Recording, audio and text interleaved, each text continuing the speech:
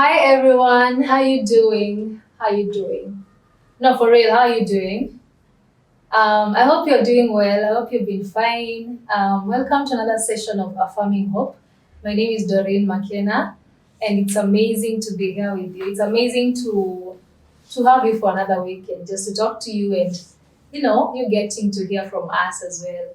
So I hope you've been keeping safe. I hope you've been keeping warm. This season, man, it's too cold. It's too cold. I hope you're keeping warm, eh? So just to start us off, I'll do maybe a recap of what we talked about last time. We were talking about hope in general. We gave our own understanding of what hope is. We shared about what hope has been for us in this season. We talked about whether you can depend on hope or not, and one of us gave an experience of what they've been through and what and how they've come out of it. So today we're going to talk about something else, but we're just building up on hope, and there will be others talking about it even in the coming weeks.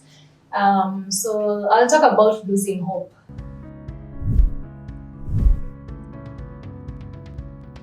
So, what do you understand losing hope to be? And from what I gave my understanding of hope as last week, we talked about hope being like an expectation of something good happening. Like you're hopeful of something good. You're looking forward to something happening, right? And now, when you lose hope, it's the opposite of that, obviously.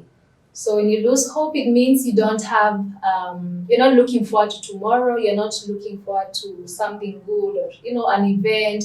You're not even planning anything towards that. Like your mind is just existing. Let's just say that you're just existing. So that's what losing hope is. And today I'll just talk about myself, and I'll give two instances of when I lost hope. And before I get into it, I'll say that losing hope in is a losing hope can be like a one-time event, or it can be something that happens with time over time, and then it builds up and it results to you being in that hopeless state, right? And the example of when I lost hope, like a one-time event, I remember back in campus, I struggled with fees a lot, and it's not a secret anymore. It's not something that even you should be ashamed of. Because I mean, you can't choose your background, you can't choose how you're raised, you can't choose those kind of things. But yeah, that's the reality, and it's not. It happens to many of us, and so I struggled with school fees. And I remember what used to happen in KU. I started in KU, obviously. What used to happen is the first week of reporting to school, there was a you're given a whole week of you're supposed to register units, and you're supposed to clear your fees so that you get a hostel, which was a whole process. And then after that, there were like 30 more days, almost a whole month, for you to clear your fees. And if your fee is not cleared by then, my friend, you lose your hostel, right? So I remember this particular time, I had not paid school fees for almost that whole month. I was just attending classes. At this point, remember, my units are not registered, because you can't register your units without paying your fees. Those in KU, you know what I'm talking about. And the queues that you have to, it was a whole torture. And so at this time, I've not paid my school fees. I'm just seeing how the deadline is approaching. I've not done anything. And I remember getting to a point where I was like, you know what, to hell with everything. If I have to lose this semester, if I have to call off the semester, if I have to lose my hostel, I'll just deal with it as it comes. And I wasn't in a place where I was really dependent on God. Yeah, so I can't say that I was getting my strength from Him at that time. I was just existing. I was just living life. But somehow things doors opened, and mom was able to clear the school fees, and I kept my hostel. So that's just a one-time event of when you lost hope. When I lost hope. Sorry, I'm talking too much. And I'll just give another experience of when things and of when things can pile up and results to you not having faith, I mean hope at all. So after campus, we all have plans, We've planned, I want to get a job at this place. I want to, to be married at this time. I want to have kids at this time. Like I know all of us, most of us, let's say most of us have those big, big dreams, right? And it was the same for me. And I remember the place I wanted to settle in and get a job was Nanyuki. Up to this point, I still love Nanyuki. And so I had it all figured out in my mind. And when I cleared school, I didn't get a job exactly like as soon as I was done with campus as I had expected. So I didn't get a job.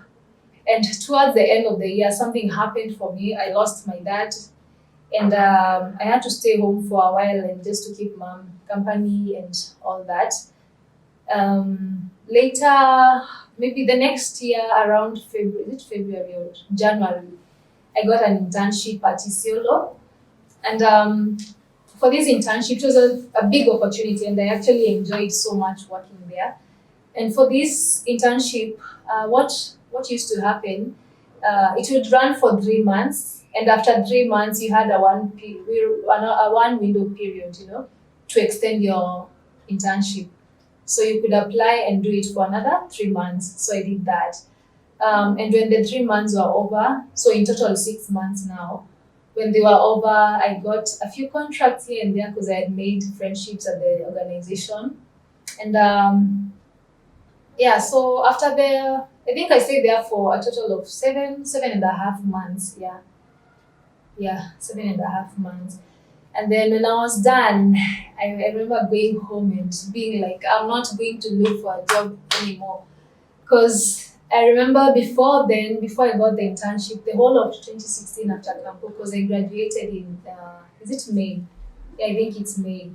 I remember I had dropped so many CVs, I had dropped applications in so many places. And so now after this internship was over, I was like, you know what, man, I'm not going to apply for a job anymore because I was tired. And I remember staying at home for a whole whooping 3 months, not giving a care to the world. I was not worried at all. I did eat, I slept, I watched movies, I did nilijibamba, I had fun. And okay, I was sharing this story with my friend, like, and then she was like, it's like what you're going through right now. It's like the corona period, So maybe I had already lived that. It's like I'm reliving it. I'm reliving this period of corona. So that's what it was like for me. And I remember I got to a place where I was so comfortable with being okay. And I had gotten to a place where I didn't care anymore if I was working, if I was being productive. I had gotten to a comfort zone, and it was not a good place to be. And then this went on for a while. I said it was 3 months, right? And I remember, I think mom was thinking about it for a while, because I remember there was a time she was just like, "What's your plan? Like, do you decide to are you deciding to stay home? Like that's it for you. You're not going to look for a job. You're not going to do anything else, So I think that was a wake up call for me. And that's when I made my return to Nairobi. So I came back to Nairobi and with hopes of finding a job immediately. Like this is the land of opportunities. And I mean, people are always busy and I knew I would get into that system very soon, like after I came from home. And I remember there was this government job that I had really eyed for a while. And when it came up, I took the opportunity of applying, and I remember it cost me almost 6,000 applying for that job. And man, did I walk places to find good conduct. What are the things they're looking for nowadays before you get a job? I don't know what, help clearance form, all those things. I looked for all those papers. And I was not lucky. I didn't get the chance. I didn't get the job.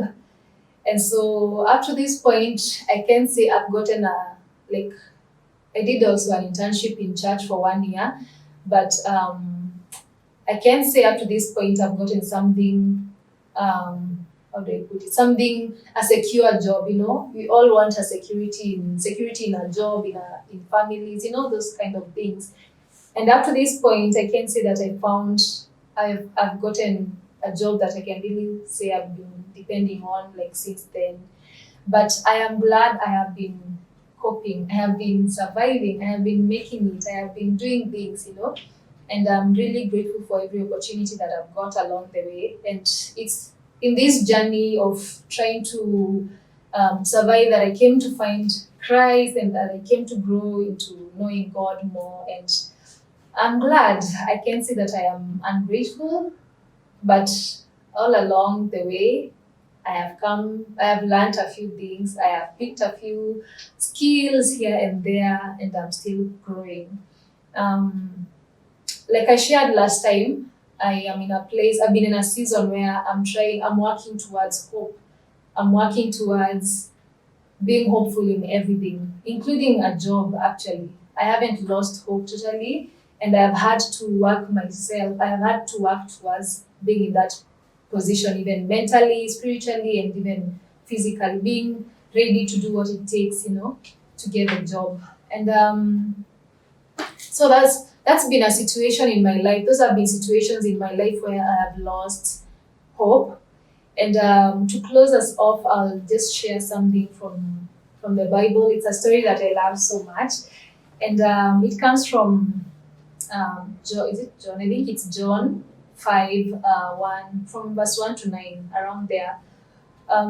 So it's about this guy who was crippled for, is it 38 years, a whole 38 years. Can you imagine? What can you do in 38 years? You can get married. I don't know why marriage is the first thing inakuja kwa mind yangu, but yeah, you can get married, you can have kids, you can educate them, I mean, 38 years is a lot. And this man, if he had been really intentional about this period, he would have made friendships, right? Like a lot could have come out of the situation that he was in. And so this guy was crippled for 38 years. And where he used to stay, there were other guys who had disabilities. And so they just used to lie around and wait for, okay, now let me give a background. Where they were staying, there was a pool that had to be stirred. I think it's the angel who used to stir it, right?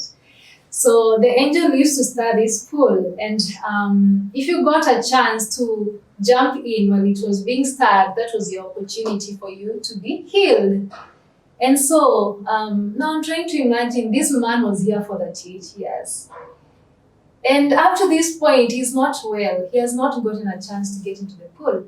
And I remember our Pasi, when he was sharing this story in church some time back, he was like, if this man was smart enough, he would have made friendships and come up with a strategy, I'm going to jump in and then you guys will push me in, such kind of things. But it's like he was okay with the situation. He had gotten to a point where he was just, you know what, I've gotten used to it. And I think, what's 40 years? What's another 40 years? Maybe that's what was in his mind, right? And so that's the story I want to leave you guys with of this man who had gotten to a place where he was comfortable, with his situation, with his illness, with his sickness, with his struggles. He was okay with where he was. And it was so sad that even when Christ came to him to ask him what he wants, he couldn't give him a straight yes or no. I mean, this man was really in a bad place. And I can't imagine what it is like for you who has lost hope. It's not an easy place to be, especially if you don't even recognize it yourself, And you can go and read the story and just get a few insights from it. I've just given a preview of it.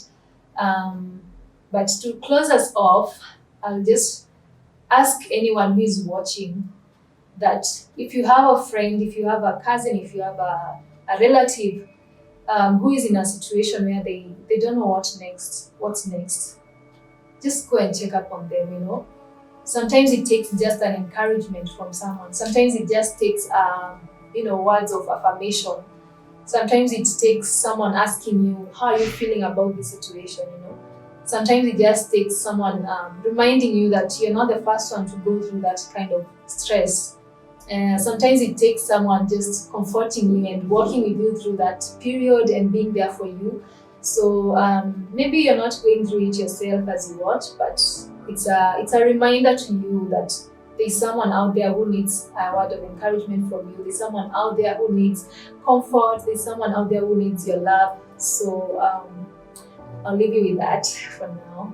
And my friends will be sharing coming week, and we'll just be building up on the topic of hope, because I feel there's so much we can get from it. There's so much we can learn from it. There's so much we can pick from one another. And yeah, that's it for now. And I would love to know from you guys, what situation have you been in that you've lost hope? Are you still there? Have you recognized it yet? Have you accepted it in your heart that you've lost hope at some point? And what are you doing towards it? Yeah, that's it from now. For now, that's it from me, and I'm really grateful I talked about it. It's not an easy thing to talk about, but yeah, be hopeful, and Affirming Hope is here to just give you comfort. Affirming Hope is here to stay. It's here to just encourage you and keep you pushing. Yeah, and we're in this together. Bye, see you guys. Yeah.